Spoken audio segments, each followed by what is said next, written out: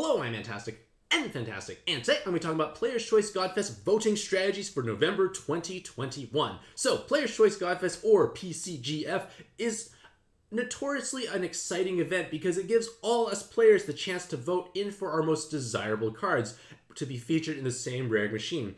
As a result, we oftentimes have a rolling roster or lineup that features arguably the best and most valuable cards currently available, which in turn, assuming the rolling rates are not absolutely horrible, is a great place to roll because it should be lots of great stuff included. So, with that being said, there is no truly best card to vote for in Player's Choice Godfest because what is best for your own monster box will be different from mine, because generally speaking, and I'm a strong believer of this, that the very first time you acquire a given card tends to provide the most value for your monster box because it oftentimes can plug or fill various holes that you may have had difficulty addressing otherwise. As such, if you are a player who's missing XYZ card, that card is probably more valuable for you to vote for compared to myself because I may have said card already. And with that being said, take any of the advice I state with a relative grain of salt because, again, there is no truly best card, but at the same time, I'm going to provide my insights or commentary on cards that I think are a bit more notable or vote-worthy, especially in the case where you are missing multiple cards and you're undecided which one you should be voting for. Once again, what is best for you may not necessarily be the best or optimal things that I talk about in this given video. On the other hand, I've been able to at least write this article utilizing a not the best voice-to-text app. So if you do have good voice-to-text apps and or like programs, whatnot, give me some suggestions in the comments down below because I'm trying to get back into this, but this was a bit clunky and cumbersome. But yeah, something to read on my website. Woohoo! Alrighty, so let's just get right into the heart of things. So the voting breakdown is we're going to have the top 15 7-star and Samurai 3s featured, the top 15 6-star Godfest exclusives, and then 40 Pantheons, so like a zillion different Pantheons. So before I go any further, I want to state in bold letters, do not vote for Samurai 3 cards. The Samurai 3 Pantheon is arguably one of the best Pantheons out there, and this is because they feature wonderfully strong weapon assists that give you a single skill boost and 80% resistance in either blind, jammer, or poison. So quite valuable to have on a given team, and getting your very first one tends to be quite impactful because of all the wonderful things it can address.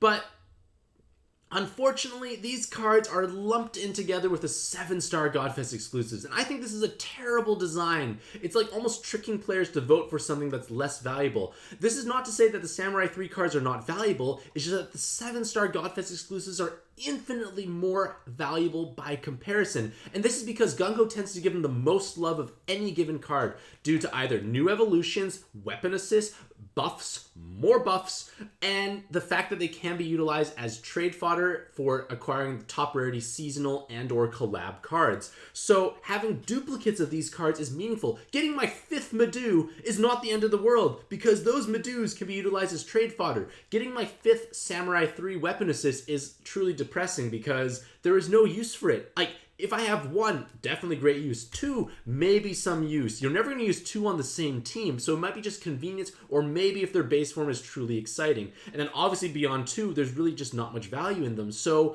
unless the Samurai 3 gets a massive buff, which I don't really foresee happening, the 7-star Godfest exclusives are just much better because duplicates are still meaningful. So taking that into consideration, do not vote for Samurai 3 cards. Please, for the love of Magic Stones, just don't vote for Samurai 3 Pantheon cards. I can totally see someone in the comments down below saying, vote for Samurai 3 Pantheon cards. Got it. Please don't be that person, but you'll probably get lots of upvotes anyways. Either way, let's talk about the 7-star Godfest exclusives. So, essentially, every single 7-star Godfest exclusive is incredibly valuable because, like I said, they get repeated buffs, new evolutions, new weapon assists. They can act as trade fodder, and they oftentimes are just incredibly strong in their own right. And another thing I want you to keep in mind is that there is the possibility that you have some of these monster exchangeable medals sitting in your monster box. And it's possible you didn't make those trades because you didn't have a use for those cards. And all of these cards here are at least acquirable through the various medals. So we should be getting a reset in the near future. I don't know the exact timing of it, but it should happen, which means you can acquire the cards listed here. And obviously some of these cards could be quite significant and meaningful for yourself because we are getting new evolutions for quite a few of these Godfest exclusives, especially these ones here. But at the same time, if we can acquire them, maybe perhaps it might be better to vote for the cards you cannot acquire via monster exchanging. And I'm going to take a look at those cards right now. So the first one I want to talk about is Daytona. And Daytona is going to make his debut in the Player's Choice Super Godfest, assuming he gets voted in. I'm just going to go out on a limb and say I'm quite confident he will be voted in because he is new and he is incredibly strong. He is akin to like Royal Oak, Nautilus, and Seawolf, those multi-step transforming leaders. And once you do arrive in Daytona's final form, they are truly outrageously overtuned. They have double 10 combo with 5 TPAs and a comically large attack stat. They will damage cap on their main attribute, and there's a strong likelihood they'll even damage cap on their sub attribute. So even though they are transforming, they are quote-unquote double capping. I should probably say they're capping twice because they can't take the double damage cap latent. If they could, they would obviously utilize it and they could do it better than basically anyone else. But point of the matter is, an absurd amount of personal damage, and their systemable active skill on a 2-turn cooldown gives you 10% attack buff for each TPA on your team. So 2 Daytonas is already 2 times attack. If you have a bunch of other TPA heavy cards, it's not absurd to think that you can get to 3 times damage or even greater. So a huge amount of attack multiplier bonus on top of a pretty hefty amount of attack multiplier. And you also get to make fire to light and water to heal, so you can heal and match more damage.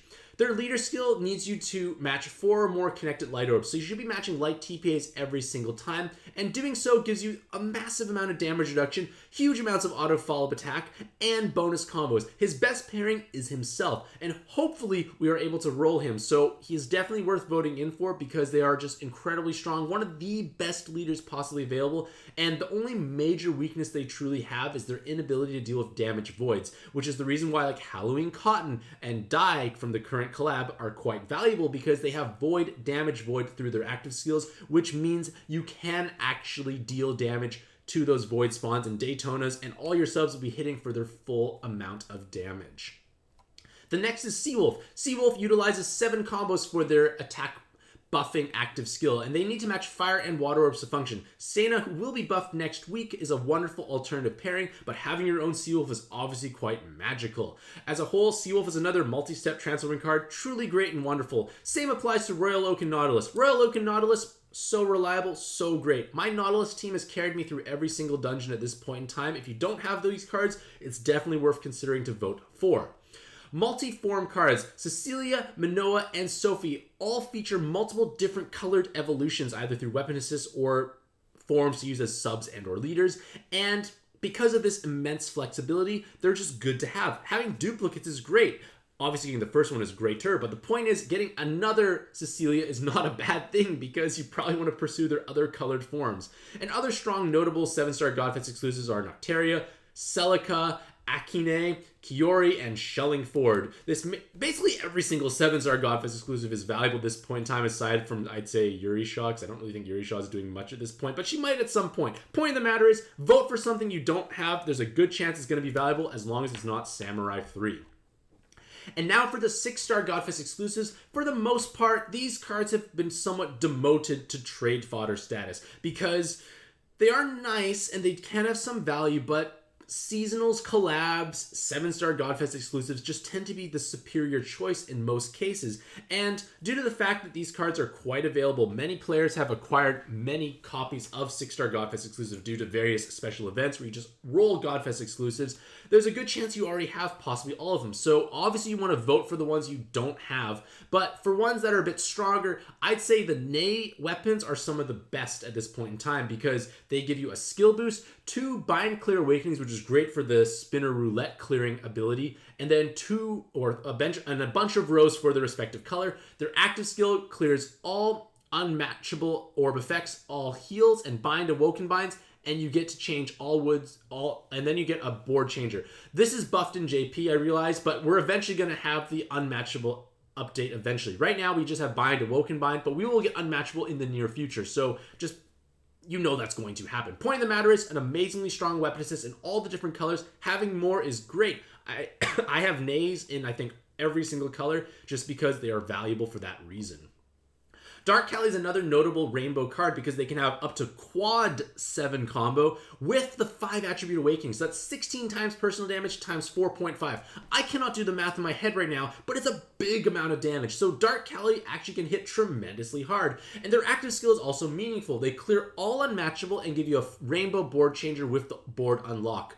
Incredibly helpful along with 6 skill boosts.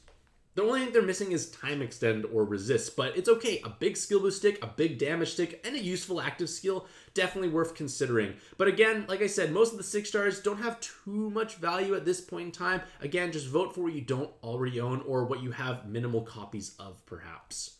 And then next are Pantheon cards. So we are able to vote for a total of 40 Pantheon monsters, which means there's going to be a wide range of things. There's a good chance Hino will make it in to keep that meme alive of him being in every single Player's Choice Godfest because he just happened to be the very first default choice.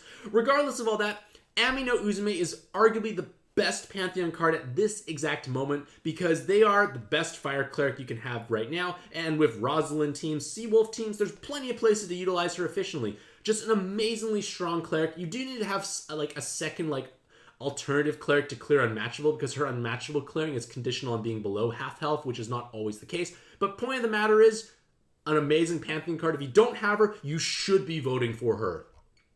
The Chinese Celestials are all valuable. They have weapon assist. They have a strong story mode evolution. So, in fact, having at least 2 of each is probably the best because you can have 1 weapon, 1 story mode evolution. Great stuff all around. And then other notable Pantheon cards that I can come up with, and at least my stream helped me come up with, are Freya for your Nautilus teams, Indra for his weapon, Vitra for his weapon, and Anubis for his weapon. It is, of course, possible I have overlooked and missed a card, but again, you can just let us know in the comments down below who you voted for or someone that I may have not given enough love to. So, in conclusion, the Player's Choice Godfest is an exciting event because we're able to vote for our most desired card, which in turn tends to create a Rare Machine roster that features wonderfully strong, valuable, and useful cards. And assuming the rolling rates are not complete garbage, there is a strong chance you should be spending your magic stones here because it should be featuring the best of the very best. So, with that being said, just a friendly reminder, do not vote for the Samurai 3 Pantheon because they will take away from the 7-star Godfest exclusive, which is a truly sad affair overall. And with that being said, let me know who you voted for in the comments down below, and if you do plan on rolling, how much would you roll, assuming the rolling rates aren't terrible. With that being said, I wish you all the very best of luck in your own pad adventures, and happy puzzling.